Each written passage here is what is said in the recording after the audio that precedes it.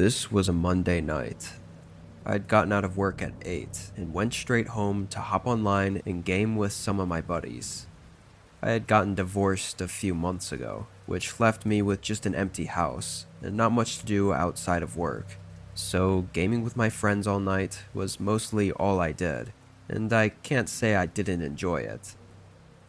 Anyway, I knew there was supposed to be a big thunderstorm overnight, and there were even flash flood warnings.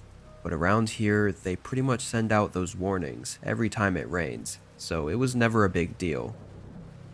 At about 11 p.m. though, I was in the middle of a game with my buddies when a sudden massive gust of wind slammed against the window next to me, and the entire house shook. I took my headset halfway off, and I could hear rain pouring down and the house creaking and swaying violently. I turned back to my screen to tell everyone what was going on, but suddenly my screen and all the lights in my house flicked off for a split second, then right back on. I saw I was still in the Discord call, so I asked if they could still hear me, but before I got an answer, everything cut out. My PC shut down and all the lights snapped off. The whole house was dark. I couldn't even see my hands in front of my face. I felt around my desk for my phone, then turned the light on. Annoyed, I got up and walked downstairs and up to the front window. Honestly, it was hard to say if everyone else's power was off or not. I could barely see anything through the flood of rain that was pouring down, and most people's houses would usually be dark by now anyways, since it was so late. I quickly sent a message in the group chat saying I probably wouldn't be on for the rest of the night. Frustrated, I used my little phone light to find my way to the basement. I went down and found my old battery bank. It wasn't much, but it was enough to plug a few lamps into so I could at least have some light. I grabbed it and started walking back up to the stairs when I thought I heard something behind me. It was just a bunch of boxes back there, but the wind seemed to pick up as soon as I turned around, so I assumed it was just the storm making the house make noises. I hauled the battery bank up to the first floor and plugged in one of the lamps in the living room. I'm not sure if this is normal or not, but I hated going to bed with the power out. Like I had to wait for it to come back on before I'd feel comfortable sleeping. So I opened up the blinds and sat on the couch, then took my phone out and used my data to scroll through YouTube. An hour or so went by before I got curious again, and this time opened the front door to look outside.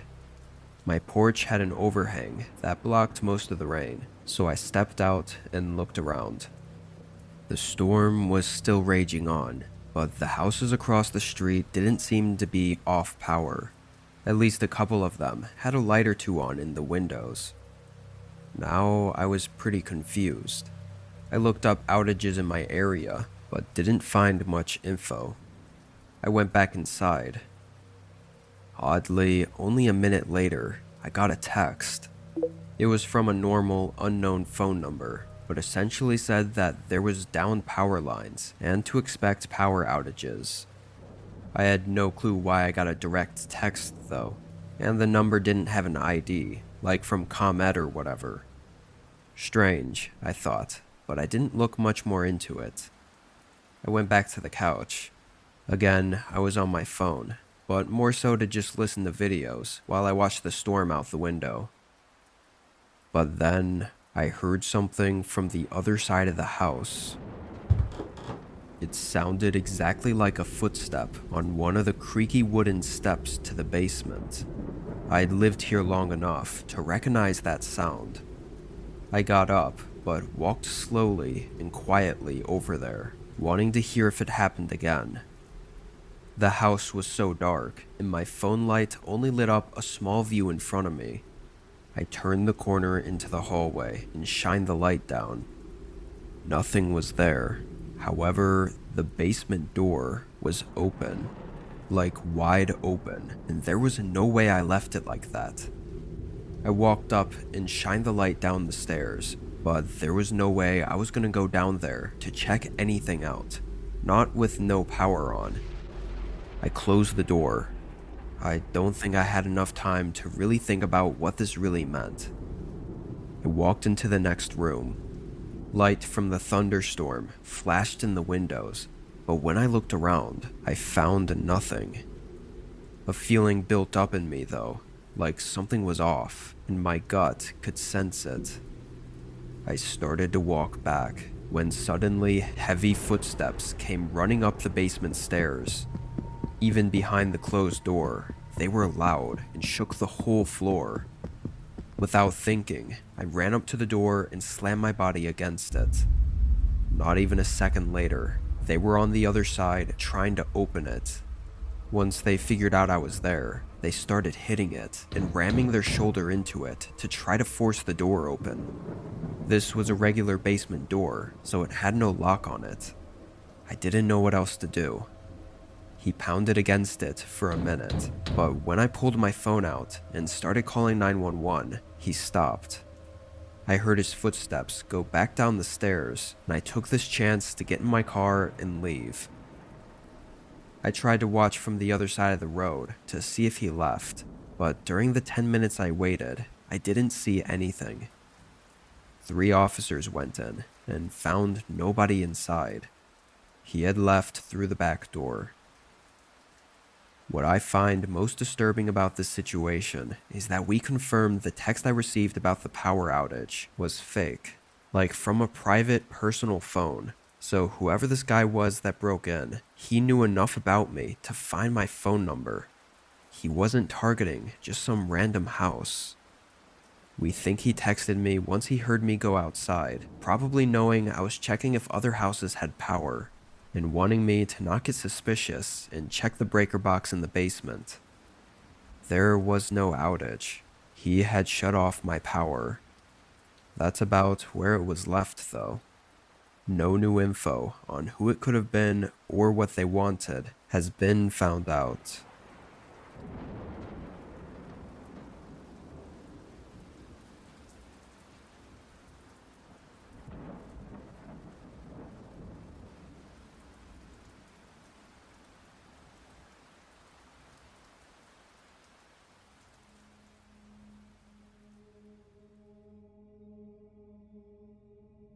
I was going on a camping trip with my best friend.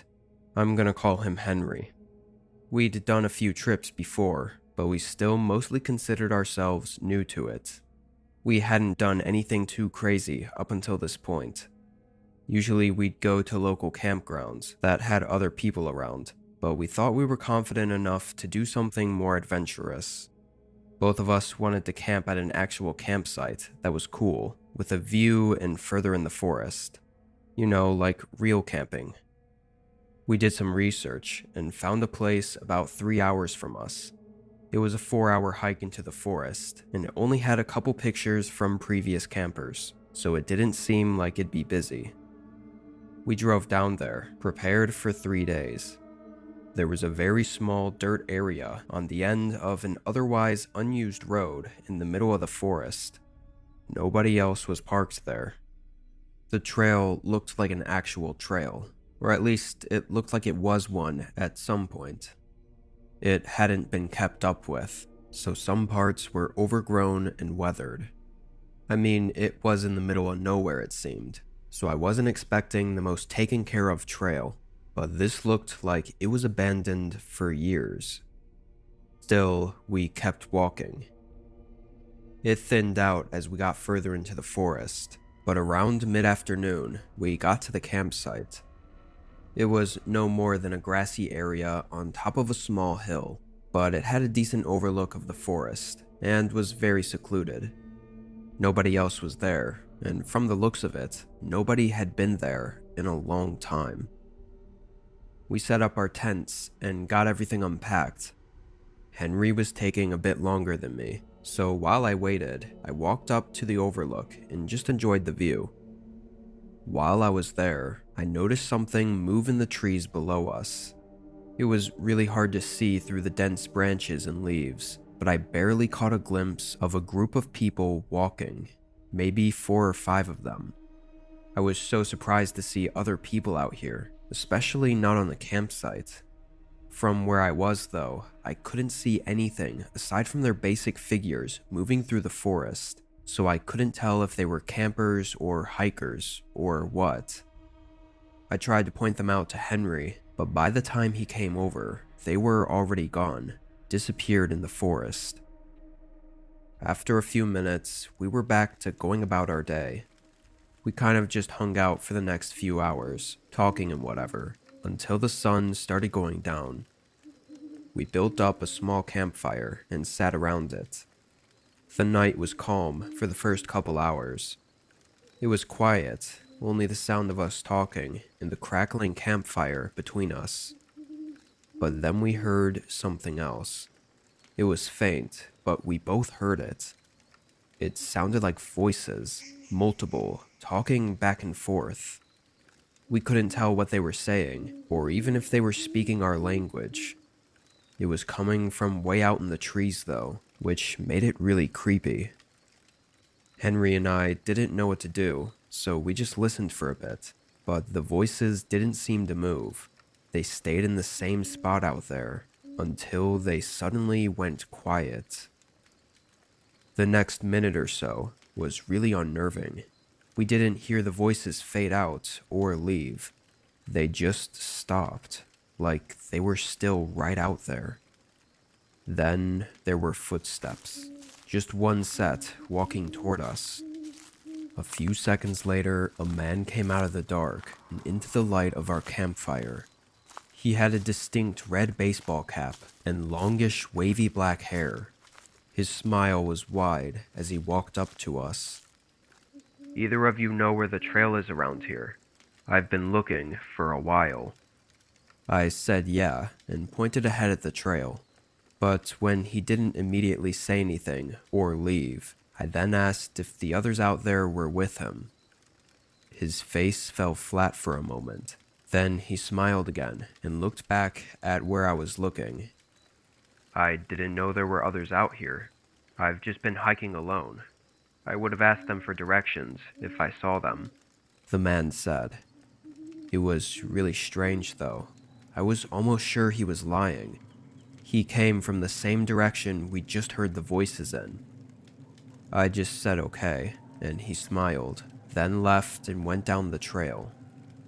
Henry was thinking the exact same thing as I was, that the guy was lying for some reason.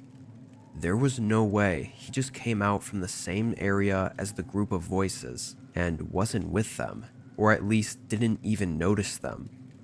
But the more unsettling question is, why was he lying? Why didn't he want to tell us about the others in the forest? We discussed this around the campfire for a while, maybe 30 minutes, trying to figure out what the hell was going on, or if there even was something going on. The whole time, it felt like we were being watched. I kept turning around and looking at the forest and at the trail. Something felt wrong. It definitely didn't help that this was our first time being so far out like this, so nerves were already high. "Should we just leave?" Henry finally said in a shaken voice. After some thought, I said yes. We started packing, but that eerie feeling only felt like it was getting stronger. Just as we tossed our bags on our shoulders and stomped out the campfire, a single footstep crunched in the leaves behind me. We both swung our heads around. Without the fire, it was pitch black. It also felt like the woods were eerily quiet now. After a moment, my shaky hand reached into the side of my backpack and got out my flashlight. I pointed it out and clicked it on. Standing only 10 or 15 feet in front of me was that same guy from before with the red baseball hat. He was standing in place, already looking at us, and had a blank stare. As I held the light on him, he made that same wide smile from before. In a panic, I turned off the light and both of us sprinted to the trail. Disturbingly, I could hear multiple other footsteps chasing behind us, and some even sounding like they were running through the woods beside us. Slowly, though, they started to fade out. Eventually, it was just us two, running down the dark trail. We made it back to the car unharmed. We got in and drove away. We were both pretty shaken for a while after that. Honestly, I have no idea what was going on there.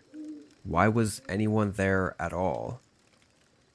It's been a long time since this happened, but we haven't been out camping at all. I don't know if we ever will.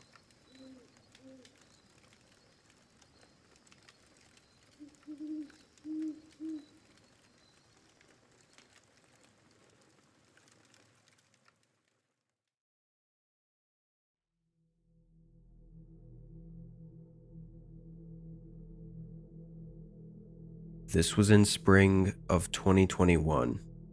I'm a 24-year-old male, and at the time, I'd been living away from my family while I was studying at an out-of-state college. Our school had a fairly early spring break, which meant I'd get to go home and visit my family. It was about a 2-day drive to get there, and mostly through long, boring roads. I'd take the drive over flying any day, though. I left on a Tuesday morning. I actually woke up early and hit the road well before I planned to, so I was doing great on time. I didn't have the route really planned out, though. I just had a general idea of where I'd be making my first overnight stop at. I drove almost 10 hours straight, only stopping for food and gas. Around 8 p.m., I decided I'd done enough for today, and at the next gas station, I pulled up the map and looked for the nearest hotel I could stay at. I was in the middle of nowhere, but I knew there had to be something within 20 to 30 miles at least. Thankfully, I found one. It wasn't too far, actually. The directions told me to go down the road behind the gas station, away from the highway. This road looked very old and had very few streetlights that didn't do much for lighting up the road, and there were no cars coming down. I drove about 5 minutes, passing through a very small, old-fashioned town, and at the end of the street was the hotel. It was a small building, just as old as all the others. I parked in the empty parking lot, then grabbed my bags and walked inside. The lights were very dim, like weirdly dim, and nobody was at the counter. As I stood there, I just looked around. It was so quiet. No kids running around, or TVs on in the lobby. It was just empty. After a minute, someone finally came walking down the back hallway, and she looked startled when she saw me. She quickly walked up to the front counter and greeted me, then got me a room for the night. I thanked her and walked down the hallway. She gave me the room all the way at the end. I unlocked it and got in. I didn't even unpack anything really. I just sat on the small sofa and went on my phone for a while. The room wasn't very big or nice, which I wasn't expecting anyway.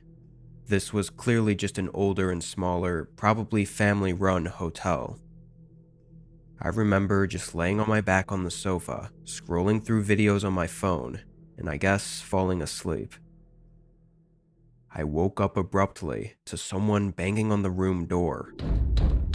I quickly sat up, shaken by how sudden and loud it was. My eyes looked over at the clock on the wall. It was 11 p.m. Concerned, I got up and walked over to the door, opening it. Nobody was there.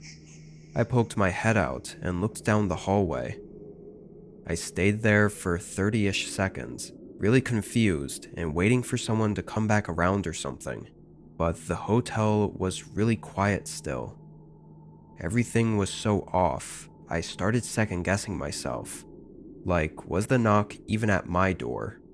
It sounded like it was, and I didn't hear anyone else in any of the rooms near me, but maybe somehow it was for one of the other rooms. I went back to the couch for a little bit, then took a shower and got ready for bed. I set an alarm for 8 a.m. and fell asleep.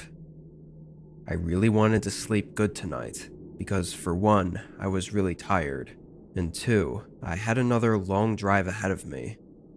However, I woke up again in the middle of the night to someone banging on the door. I jumped up again, and this time I hurried up to the door. The whole room was dark, and I could only see the sliver of light coming out from under the door. I swung it open, but nobody was there again. I did the same thing, looking down the hall and listening. After a minute, I decided that this was too strange to not investigate a little further. Tiredly, I walked down the hallway and to the front desk. It was just as dark and quiet as it was when I first arrived here. The woman was still at the desk though. I told her someone had been banging on my door and asked if she saw anyone. The woman looked really confused and almost as if I was joking. When she realized I wasn't, she then said that I was the only guest staying here tonight. I just smiled and said okay, then started walking back to my room. I don't think it had really set in yet. Like, was I just going crazy? I got back to my room and went in. I made sure that all the locks were in place, then got in bed. I just laid there for a minute, staring at the pitch black ceiling and trying to think about what was going on, before I decided to grab my phone from the nightstand and maybe watch a video or two to get me to relax. However, right when my screen turned on, it lit up the room just enough for me to see something in the corner by the bed. I jumped up and backed away from the bed. There was someone there, standing in the dark in the back corner of the room. They were still, motionless, just watching me. My heart was burning from how hard it was pounding in my chest. I hurried over to the door. As soon as I began removing all the locks, I heard them start rushing up behind me. Their loud footsteps against the floor got closer and closer as I finally swung open the door and sprinted down the hallway. The front desk woman jumped when she saw me, but her eyes quickly darted past me. The man was running up behind me. She started calling 911, but just when the guy got into the lobby, he sprinted out the door. He didn't get into a car or anything. He just ran off. The woman explained that she had no idea who that was, and that he should not have been inside the hotel, again saying that I was the only guest checked in for the night. Police came and did a rather quick investigation. The hotel only had 2 working cameras, one in the lobby and one outside, so it wasn't all that useful. The only thing we know is that the man definitely slipped into my room while I was asking the woman about the knocking. We don't know what he wanted from me, or why he was even there at all. I got my things and left that night, obviously not wanting to stay any longer. I still have no idea what that was about, but it was definitely the most terrifying experience of my life.